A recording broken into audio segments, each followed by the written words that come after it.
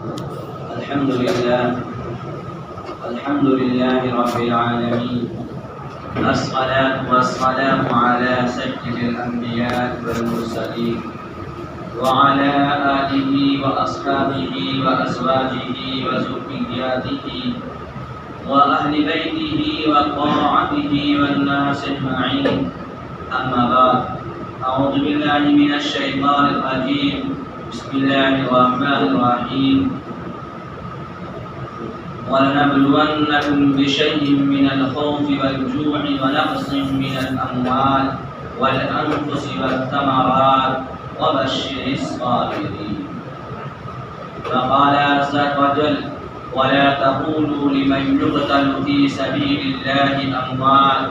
بَلْ أَحْيَاءٌ وَلَكِن لَّا تَشْعُرُونَ. قال النبي صلى الله عليه وسلم: سيد شباب أهل الجنة الحسن والحسين، أو كما قال عليه الصلاة والسلام. بھائیو، دوستو، بزرگو، گزشتہ کافی دنوں سے آپ حضرات کے سامنے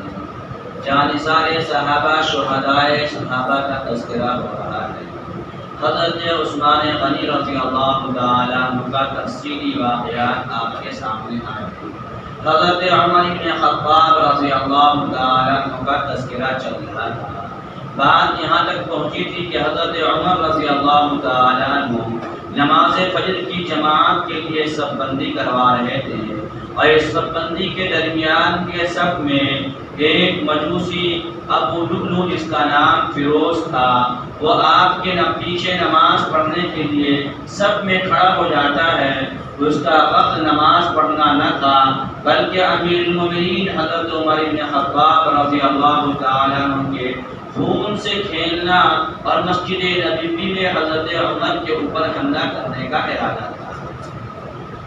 یہی بات گزشتہ ہفتہ آپ کے سامنے آئی تھی.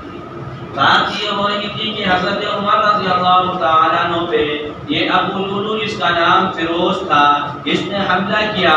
اور حضرت عمر رضی اللہ تعالیٰ عنہ تڑپ کر مسلح پہ گر گئے. حضرت عبد الرحمن بن عوف رضی اللہ تعالیٰ عنہ آگے بڑھتے ہیں اور نماز کو مکمل کرتے ہیں. نماز کے مکمل کرنے کے بعد شاہی دربار اور شاہی مکان میں حضرت عمر بن خطاب رضی اللہ تعالیٰ عنہ کو اٹھا کر لایا جاتا ہے. طبیبوں کو بلایا جاتا ہے، علاج و معالجہ شروع کیے جاتے ہیں، لیکن حضرت عمر رضی اللہ تعالیٰ عنہ کو جو زخم لگا تھا وہ اتنا گہرا زخم تھا کہ جو بھی دوا اور جو بھی چیزیں دی جاتی تھی وہ آگ کے اس گہرے زخم سے باہر ہو جاتا تھا. ایک دن گزرتا ہے، 2 دن گزرتا ہے، 3 دن گزرتا ہے. تیسرے دن حضرت عمر رضی اللہ تعالیٰ عنہ کو دودھ اور دوسری دوائیں ملا کر پلائی جاتی ہے، لیکن پھر وہ اسی حصے سے باہر ہو جاتا ہے. تو حضرت عمر بن خطاب رضی اللہ تعالیٰ عنہ بستر پہ پڑے ہوئے ہیں اور آپ کو بیہوشی پہ بیہوشی طاری ہو رہی ہے.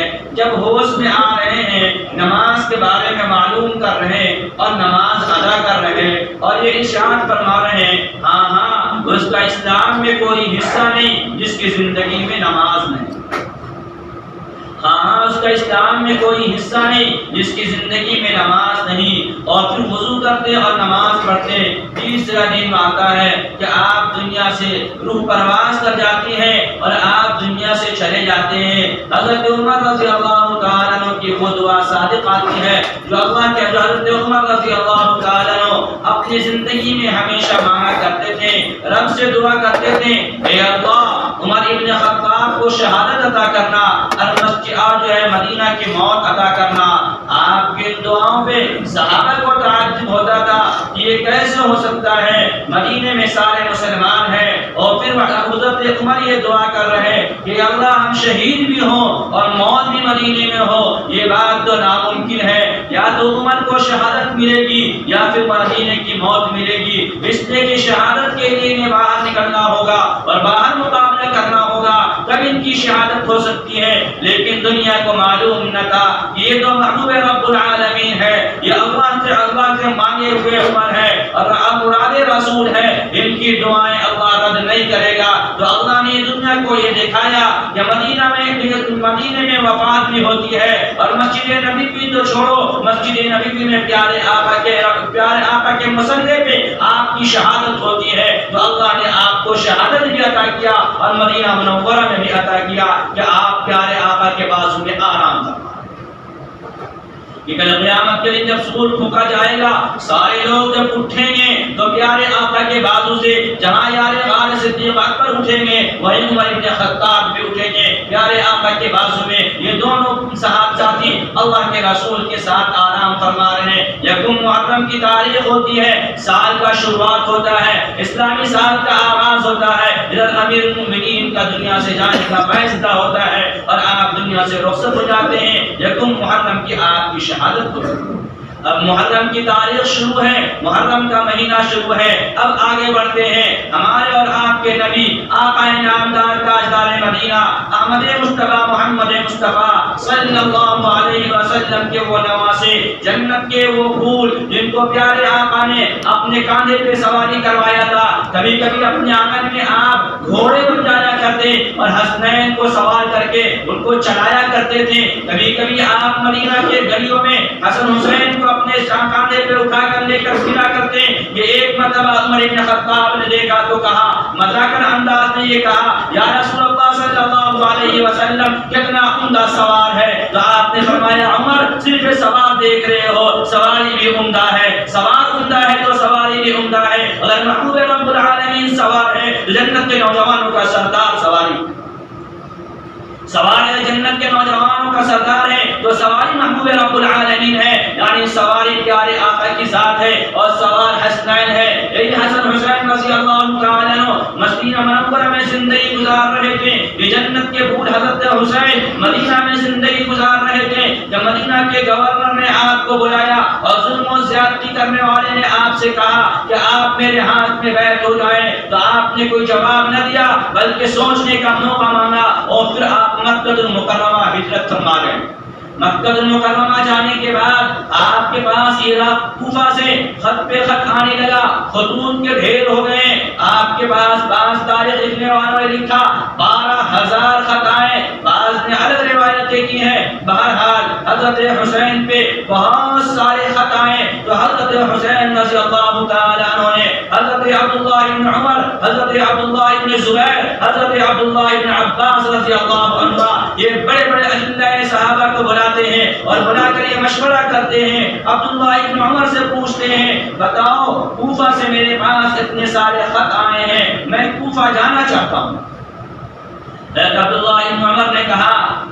آپ نواز رسول ہیں، آپ ہمارے دل کے دھڑکن ہیں، پیارے آقا کی چہیتے ہیں، پیارے آقا نے آپ کو پیار سے پالا ہے۔ کوفہ والوں کے اندر وفا نہیں ہوا کرتا ہے، کوفہ والوں نے آپ کے بھائی کو شہید کیا، کوفہ والوں نے آپ کے باپ کو شہید کیا، اس جب آپ کوفہ نہ جائیں مجھے یہ بات پسند نہیں ہے کہ آپ ایک چراغ بچے ہوئے ہیں وہ بھی کوفہ چلا جائے۔ حضرت حسین نے کہا، نہیں جانے کا مسئلہ نہیں ہے، مسئلہ یہ ہے کہ وہاں کے خطوط آ رہے ہیں، وہاں کے رعایا پریشان ہیں اور وہ یہ چاہ رہے ہیں میں جاؤں اور میرے ہاتھ میں بیعت کر کے وہ نانا کے دین کی حفاظت کر سکیں، نانا کی شریعت کی حفاظت کر سکیں، اس لیے مجھے جانا چاہیے۔ حضرت عبداللہ بن عباس نے کہا، نواز رسول، میرے سردار آپ مکہ چھوڑ کر نہ جائیں، اگر آپ نکلیں گے تو میں آپ کے گھوڑوں کے سواریوں کے ٹاپ کے نیچے آ جاؤں گا، لیکن آپ کو مدینہ مکے سے جانے نہیں دوں گا۔ حضرت حسین نے کہا، ذرا سوچ، یہ ایک دو خط نہیں 12,000 خطوط آئے ہیں، اگر ہم نہیں جاتے ہیں اور خدا نخواستہ وہاں میرے نانا کا دین بدنام ہو جائے گا اور میرے نانا کا دین بکھر جائے گا اور میرے نانا کی شریعت پہ آنچ آ جائے گی اور ان کے ماننے والے بکھر جائیں گے، ان کے جو ہے رعایا کے اندر بے چینی و بے قراری ہے، وہ خط پہ خط بھیج رہے ہیں، مجھے جانے کی اجازت دو ورنہ کل قیامت کے دن نانا کے سامنے کیا منہ دکھاؤں گا کہ تمہارے پاس میرے ماننے والوں کے اتنے سارے خطوط آئے لیکن تم آ کر میرے دین کو نہ سنبھالے۔ لوگوں نے کہا آپ نہ جائیں، اس لیے کہ کوفی کے اندر وفا نہیں پایا جاتا ہے۔ حضرت حسین نے کہا ٹھیک ہے، جب ایسی بات ہے تو میں رک جاتا ہوں، لیکن حالات کا جائزہ لینے کے لیے اپنے چچازاد بھائی مسلم ابن عقیل رضی اللہ تعالیٰ عنہ کو بھیج دیتے ہیں۔ وہ تو میرا بھائی ہے، وہ میرا آدمی ہے، جائے گا، وہاں کے حالات کا جائزہ لے گا، وہاں کے حالات کا اندازہ کرے گا. یہ کوفہ والے وفا کر رہے ہیں، یہ کوفہ والے غداری کر رہے ہیں، اگر ان کے اندر وفاداری ہوگی تو یہ خط بھیجیں گے، پھر میں جاؤں گا، اور اگر وفاداری نہ ہوئی تو تم لوگوں کے کہنے پہ میں رک جاؤں گا. حضرت مسلم ابن عقیل رضی اللہ تعالیٰ عنہ جب جانے لگتے ہیں تو آپ کے دو چھوٹے بیٹے تھے، وہ کہنے لگے ابا جان آپ کے ساتھ میں بھی جاؤں گا اور آپ کے ساتھ میں جانے کا ارادہ کرتا ہوں، آپ مجھے چھوڑ کر نہ جائیں، میں آپ کا سفر کا ساتھی رہوں گا. حضرت مسلم ابن عقیل رضی اللہ تعالیٰ عنہ کے یہ دو بیٹے عمر اور محمد کے ضد کرنے کے بنا پہ حضرت مسلم ابن عقیل اپنے ساتھ لے کر چل دیتے ہیں اور کوفہ پہنچتے ہیں. جب کوفہ آپ پہنچتے ہیں تو کوفہ والوں نے آپ کا استقبال کیا، آپ کا خیر مقدم کیا اور حضرت حسین کے غائبانہ آپ سے بیعت لینا شروع کر دیا. یہاں تک کہ صبح کے شام ہوتے ہوتے 40,000 لوگوں نے حضرت مسلم ابن عقیل کے ہاتھ بیعت لے لیا.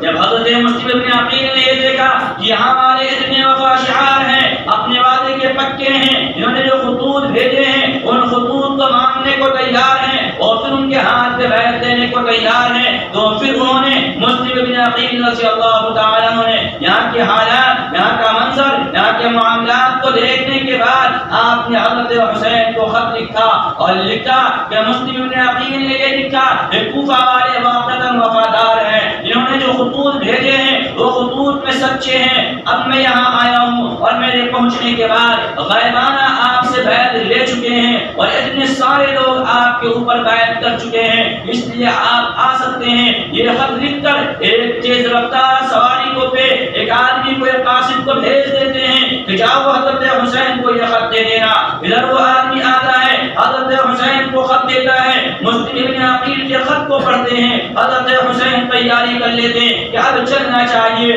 آپ نکلنے کی تیاری کرتے ہیں. حضرت ابن عباس رضی اللہ عبداللہ ابن عباس آتے ہیں اور کہتے ہیں نواسے رسول جگر گوشہ حضرت فاطمہ آپ نہ جائیں، آپ تو ہمارے نبی کے نشانی ہیں، آپ تو ہمارے نبی کے جو ہے شہید ہیں، اس لیے آپ کوفہ نہ جائیں. حضرت حسین نے کہا دیکھو میں نے تمہاروں کے کہنے پہ اپنے بھائی مسلم ابن عقیل کو بھیجا ہے، مسلم ابن عقیل کا خط آیا ہے، اب تو کوفہ والوں کا کوئی مسئلہ معاملات نہیں ہے. مسلم ابن عقیل نے یہ خط بھیجا ہے کہ یہاں کے حالات سازگار ہیں اور یہاں لوگ واقعاً آپ سے محبت و عقیدت رکھتے ہیں، آپ کے غائبانہ بیعت مجھ سے لے چکے ہیں، اس لیے اب آپ آ جائیں، مجھے جانے دو. حضرت حسین خود اور اپنے بچے اور مسلم ابن عقیل کے بچے، اپنی بیوی، اپنی بہن، تمام کنبے کو لے کر مکہ المکرمہ سے کوفہ کے لیے روانہ ہو جاتے ہیں. ادھر آپ جاتے ہیں، ادھر یزید نے اپنا گورنر جو پہلے کوفہ کے اندر تھے عمر بن سعد، اس کو بدل کر حضرت اپنے گورنر کو بدل کر عبداللہ ابن زیاد کو گورنر بنا دیا اور بھیج دیا. عبداللہ ابن زیاد جب یہاں آتا ہے تو آنے کے بعد دیکھتا یہ ہے کہ مسلم ابن عقیل کے غائبانہ بیعت، حضرت حسین کے غائبانہ بیعت ہو رہے ہیں. عبداللہ ابن زیاد بڑا ظالم انسان تھا، اس کے ظلم کے انتہا تھے، لوگوں میں چرچے تھے. یہ آتا ہے اور آنے کے بعد یہ اعلان کرتا ہے اے کوفہ والو اگر تم اپنی جان کی سلامتی چاہتے ہو تو مسلم ابن عقیل کے ہاتھ سے بیعت ختم کر دو، اس کے بیعت کو توڑ دو اور میرے ہاتھ سے پھر سے دوبارہ بیعت ہو جاؤ. یزید کے لیے لوگوں نے جب اعلان نہیں کرتے ہو تو پھر تمہیں گردن مار دی جائے گی، تمہیں قتل کر دیا جائے گا، تمہارے گھروں کو کلگی کر دی جائے گی، چھین لیے جائیں گے، تمہارے بچوں کو ذبح کر دیا جائے گا. اگر تمہیں بچوں سے پیار ہے، اپنی زندگی سے پیار ہے تو میرے ہاتھ سے بیعت لے لو. لوگوں نے جب ان کے عبید اللہ ابن زیاد کی تقریر سنی اور ان کی بات ان کے سامنے آیا تو یہ لوگ مسلم ابن عقیل کے ساتھ چھوڑ کر سب کے سب ان کے ہاتھ پہ بیعت ہونے لگے. یہاں تک کہ مسلم ابن عقیل اور ان کے بچے تنہا رہ گئے. سب نے بیعت ہو کر اپنے گھروں کو بند کر لیا، اپنے دروازوں کو بند کر لیا کہ رات کی تاریکی ہو جاتی ہے، مسلم ابن عقیل کو ٹھہرنے کا کوئی جگہ نہیں ملتا ہے. مسلم ابن عقیل پریشان ہوتے ہیں. اقوا ابن حابی ایک صحابی ہیں جنہوں نے دیکھا مسلم ابن عقیل پریشان ہے، سب کے دروازے بند ہو گئے، کوئی دروازہ کھولنے کو تیار نہیں ہے. ظالم کا ظلم ہے، مسلم ابن عقیل کے جان کے لالے پڑے ہوئے ہیں. ہر ایک آدمی اس ڈر سے مسلم ابن عقیل کو اپنے گھر میں پناہ نہ دے رہا ہے کہ کبھی ایسا نہ ہو کہ سرکاری پکڑ میں آ جائیں، حکومت کی طرف سے ہمارے اوپر زیادتی ہو جائے اور مسلم ابن عقیل کے چکر میں ہماری بھی جان چلی جائے، لیکن اقوی ابن ہادی نے اکڑ کر مسلم ابن عقیل اور ان کے بچوں کو اپنے گھر میں پناہ دیتا ہے۔ پھر ہوتا وہی ہے کہ مسلم ابن عقیل کو جب اس نے پناہ دیا، یہ درباریوں نے، یہ چمچوں نے، یہ لوگوں نے جن کو اپنی جی حضوری کی عادت پڑی ہوئی تھی، یہ لوگ آگے بڑھتا ہے، اقوی ابن ہادی کے دروازے پہ پہنچتا ہے اور مسلم ابن عقیل کو شہید کرتا ہے۔ جب مسلم ابن عقیل رضی اللہ تعالیٰ عنہ اور اقوی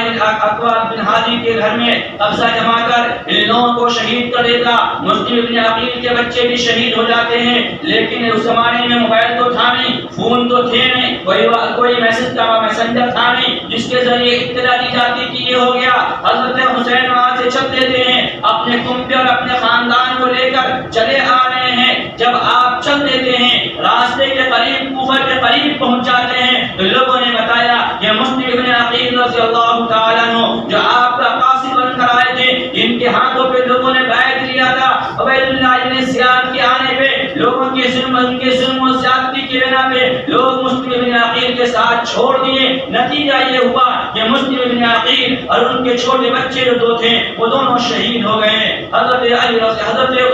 حسین رضی اللہ تعالیٰ عنہ نے اپنے ساتھیوں سے کہا دیکھو اب اگر تم چاہو تو یہاں سے واپس ہو جاؤ، لیکن لوگوں نے کہا نہیں، جب ہم کوفہ جانے کے ارادے سے نکلے ہیں اور جانے کے لیے نکلے ہیں تو پھر ہم تو جائیں گے اور مسلم ابن عقیل کا بدلہ لیں گے، قصاص لیں گے، اس لیے کہ مسلم ابن عقیل کو شہید کیا گیا، ایک قاصد کو شہید کیا گیا، اور ایک کے قاصد کے ساتھ ظلم و زیادتی کرنا یہ کسی بھی زمانے میں جائز و درست نہیں تھا۔ جب آج ایسا ہوا ہے تو ہم جائیں گے اور جا کر بات کرتے ہیں۔ حضرت حسین رضی اللہ تعالیٰ عنہ اپنے ساتھیوں کے کہنے پہ اور ان کے مشورے پہ آپ آگے بڑھتے ہیں، آگے بڑھتے ہیں۔ ادھر سے عبید اللہ ابن زیاد کا لشکر بھی آگے بڑھتا ہے۔ آپ اس مقام پہ پہنچتے ہیں جس کا نام کربلا ہے، وہاں پہ پڑاؤ ڈالتے ہیں، وہاں پہ خیمہ زن ہوتے ہیں، وہاں پہ رکتے اور ٹھہرتے ہیں، اور وہاں پہ رک کر آپ نے ان کے قافلے سے جو ان کا قافلہ عبید اللہ ابن زیاد کا آیا ہوا تھا، آپ نے کہا دیکھو ہم تم سے قتل اور جنگ کرنے نہیں آئے،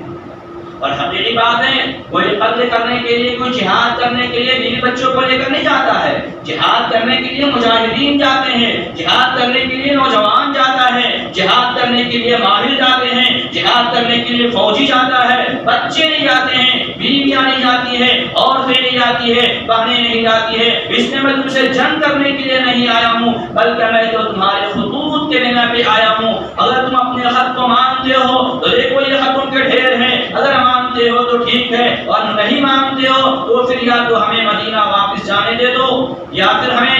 یزید سے ملاقات کروا دو، یا پھر ہمیں ایسے سرحد کا پتہ بتا دو جس طرف کافر بستے ہیں میں چلا جاؤں اور ادھر مقابلہ کروں، تاکہ کوئی مسلمان کے ہاتھوں سے نواسے رسول کی شہادت نہ ہو۔ یہ بات کرنے کے بعد آپ نے یہ باتیں کہی، جن کو سننے کے بعد ہمارے ابن سعد جو قافلے کا ذمہ دار تھا اس نے کہا بات تو بڑی اچھی ہے، اس لیے کہ آپ تو مقابلہ کرنا بھی نہیں چاہتے، آپ کا کوئی معاملات بھی نہیں ہے، آپ تو تین طریقے بتا رہے ہیں، یا تو واپسی مدینہ، یا پھر جو ہے یزید سے ملاقات، یا پھر ایسے سرحد کے پتہ بتاؤ جدھر میں چلا جاؤں اور کسی مسلمان کا خون رنگین نہ ہو۔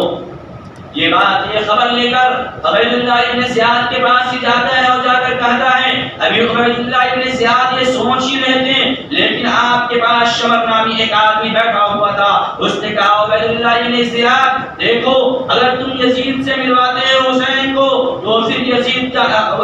کا مقام مرتبہ بہت بلند ہے، کبھی ایسا نہ ہو تو یزید جو ہے حسین کی بات مان لے اور حسین کو اپنا بنا لے، اور پھر تم جو یہاں کے گورنر بنے ہو تمہیں ہٹا دیا جائے گا اور حسین یا ان کی آدمی کو یہاں بھیج دیا جائے گا، تمہاری عزت چلی جائے گی، تمہاری کرسی چلی جائے گی۔ یہ کرسی کا نشہ بھی بڑا عجیب و غریب نشہ ہوتا ہے، یہ بڑا بننے کا نشہ بھی بڑا عجیب و غریب ہوتا ہے۔ اب جب یہ بات ان کے سامنے آئی تو انہوں نے سوچا میری بڑکپن کم ہو جائیں گی، میری کرسی چھین جائے گی. تو اس لیے انہوں نے شمر کو ایک اور قافلہ اس کے ساتھ مجاہدین اور نوجوانوں کا لگایا اور کہا جاؤ اگر ساتھ اس سے مل جاتا ہے اور حسین کا ساتھ دینے لگتا ہے تو پھر تم جا کر مقابلہ کرنا اور حسین کا سر میرے پاس لے آنا.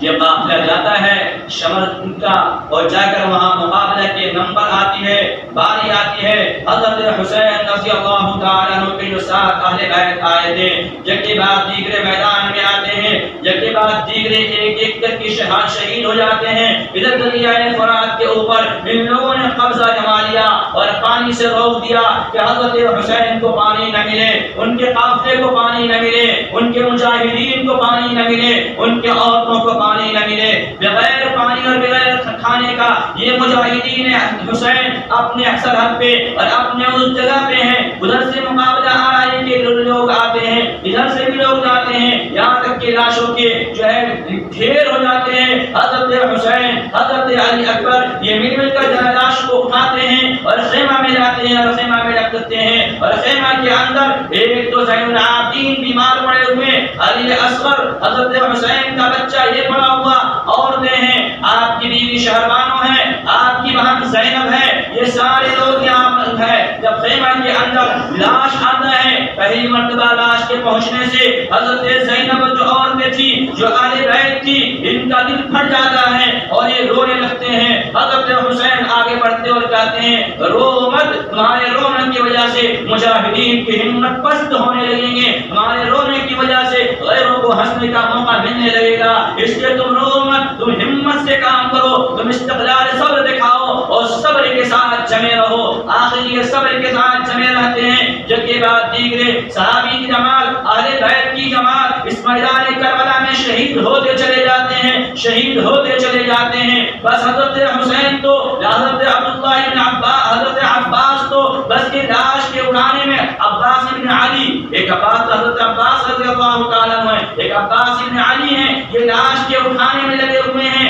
لاش کے لانے میں لگے ہوئے ہیں اور یہاں شہادت پہ شہادت ہوتی چلی جاتی ہے. آخر میں علی اکبر جو بچتے ہیں انہوں نے کہا امی سے اپنا شہربانو اور حضرت زینب اپنی پھوپھی سے پھوپھی جان اب تو سب چلے گئے، کوئی نہ بچا، اب تو حضور کا نمبر ہے. میں یہ نہیں چاہتا ہوں کہ جوان بیٹا خیمے میں ہو، جوان بیٹا گھر میں ہو اور باپ کی شہادت ہو جائے، اس لیے آپ مجھے جانے کی اجازت دے دیں اور میں جا کر مقابلہ کروں. حضرت حسین رضی اللہ تعالیٰ عنہ کا بیٹا حضرت علی اکبر بھی آگے بڑھتا ہے اور جا کر مقابلہ کرتا ہے، یہاں تک کہ وہ شہید ہو جاتا ہے. ادھر پھر آپ واپس آتے ہیں، خیمہ میں آ کر حالات معلوم کرتے ہیں تو حضرت زینب جو آپ کی بہن تھی کہنے لگی بھیا اب تو کوئی بھی نہ بچا، علی اصغر ہے، اس کے بھی جان کے لالے پڑے ہوئے ہیں، اس کی بھی ہونٹ خشک ہو رہے ہیں، اس کی بھی زبانیں باہر آ رہی ہیں پیاس کی شدت کے بنا پہ، اس لیے کہ اب تو بھابھی کی چھاتی میں دودھ نہیں ہے، کھانا اور پینا مل نہیں رہا ہے، دودھ خشک ہو چکا ہے، اب آپ اس کے پانی کا کوئی انتظام کریں. ذرا تصور میں جانا، سوچنا، سارا کنبہ شہید ہو چکا، سارا خاندان شہید ہو چکا، سارا گھر شہید ہو چکا، اب یہ چھوٹا بچہ علی اصغر ہے. پیارے آمد کی نماز رسول کی گرگوشہ حضرت حسین نے کہا زینب ذرا میرے بچے اصغر کو دینا، کبھی ایسا ہو کہ میں ان کو لے کر جاؤں اور لے جا کر دکھاؤں، شاید ظالموں کو رحم آ جائے، یہ معصوم چہرہ پہ پیار آ جائے، یہ پیارا سا چہرہ پہ ترس آ جائے اور پانی دے کر میرے بچے کے ہونٹ کو جو خشکی میں ہے یہ تری سے بدل دے. یہ سوچ کر اور یہ کہہ کر آپ نے حضرت زینب کے ہاتھ سے اپنا بیٹا حضرت علی اصغر کو لیتے ہیں اور لے کر اس دریائے فرات کی طرف جاتے ہیں اور جا کر آپ نے کہا اے لوگو میرے خاندان شہید ہو گئے، میرے سب لٹ گئے، میں نے تم سے کچھ نہیں کہا، تم مجھے پہچانتے ہو میں کون ہوں، میں نواز رسول ہوں، تم مجھے پہچانتے ہو میں کون ہوں، میں وہ حسین ہوں جنہوں نے تمہارے نبی محمد کے کاندھے پہ سواری کیا ہے، میں وہ حسین ہوں جنہوں نے پیارے آقا کے کمر پہ بیٹھ کر گھوڑے بنا کر مجھے گھمایا ہے، میں وہ حسین ہوں جن کو پیارے آقا نے جنت کی خوشخبری اور بشارت دی ہے اور نوجوانوں کے سردار کہا ہے اے لوگو میں نے تمہارے سامنے کوئی فریاد لے کر کبھی نہیں آیا، میرے سارے کنبے شہید ہو گئے، اب یہ لوٹ کی کا بچہ ہے، یہ 6 مہینے کا بچہ ہے، اس کے پیارا سا چہرہ دیکھو، یوں ہی بچہ پیارا لگتا ہے. اور پھر وہ حسین و جمیل حسین خان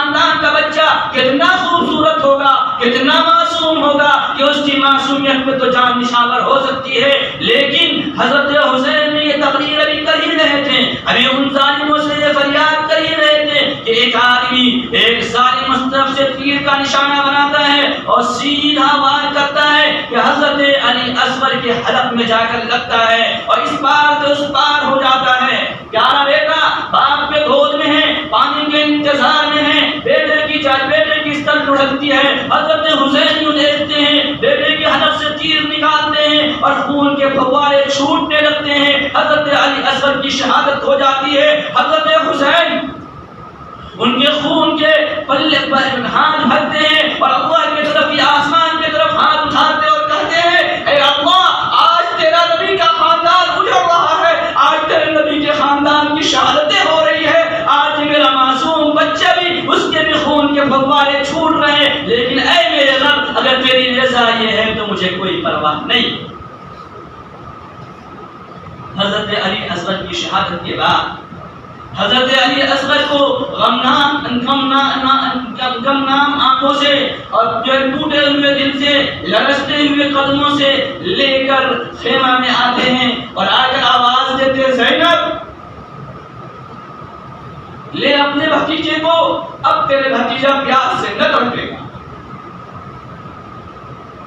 اب تیرے بچے تیرے بھتیجے کو ایسا پیاس نہیں لگے گا جس پیاس سے تو تڑپ جائے، اب تیرا بھتیجا سیراب ہو چکا ہے، اب تو اس کے خون کے فوارے بکھر چکے ہیں، اب تو اسے لے کر آرام سے سلا دے۔ حضرت زینب اسے لیتی ہے اور پھر رونے لگتی ہے، آپ کی جو ہے والدہ بھی آ جاتی ہے، پھر یہ بچہ وہیں پہ پڑا ہوا رہتا ہے۔ حضرت امام حسین رضی اللہ تعالیٰ عنہ اب میدان کربلا میں آتے ہیں، مقابلہ آرائی ہوتی ہے، بہت سارے لوگوں کو قتل کرتے جاتے ہیں، آخر میں حضرت حسین رضی اللہ تعالیٰ عنہ کی شہادت ہو جاتی ہے۔ جب حضرت حسین کی شہادت ہو جاتی ہے ان کا سر کاٹا جاتا ہے، ان کے سر کو کاٹنے کے بعد عبداللہ ابن زیاد کے سامنے پیش کیا جاتا ہے۔ یہ ظالم عبداللہ ابن زیاد اپنے ہاتھ میں چھڑی لے کر ہوتا ہے، وہ چھڑی کو پیارے آقا کے نواسے حضرت حسین جو ہونٹ پہ مارتا ہے، حضرت زید بن ارقم رضی اللہ تعالیٰ عنہ بہت بوڑھے صحابی جو وہاں موجود ہوتے ہیں تڑپ جاتے ہیں اور کہتے ہیں اے ظالم جو اپنے ہاتھ میں چھڑی کو ہٹائے، میں نے خدا کی قسم اپنے آنکھوں سے اس مبارک ہونٹوں کو پیارے آقا کو چومتے ہوئے دیکھا۔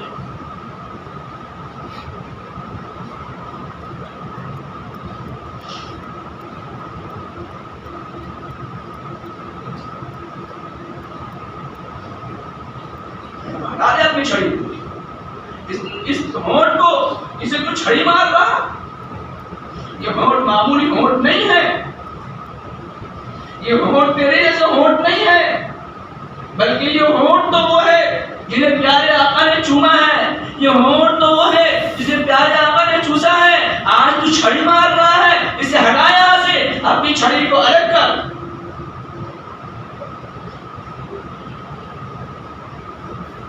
ان کے کہنے پہ زید بن ارقم سے برداشت نہ ہوا، پھر آپ نے یہ بات کہا، پھر ان کے چھڑی رکتے ہیں، لیکن یہیں پہ بس نہیں ہوتا بلکہ ان لوگوں کو جو حضرت زینب، حضرت شہربانو اور دوسری ہمارے اسلام کی مائیں اور بہنیں تھی جو اسلام کے نام پہ آئی تھی، وہ اسلام کے مجاہدین کو، وہ اسلام کی بیواؤں کو، ان اسلام کی یتیموں کو، ان اسلام کے بے سہاروں کو، اور پھر حضرت حسین کے سر کو یزید کے پاس ملتشام بھیجا جاتا ہے۔ باقی بات انشاءاللہ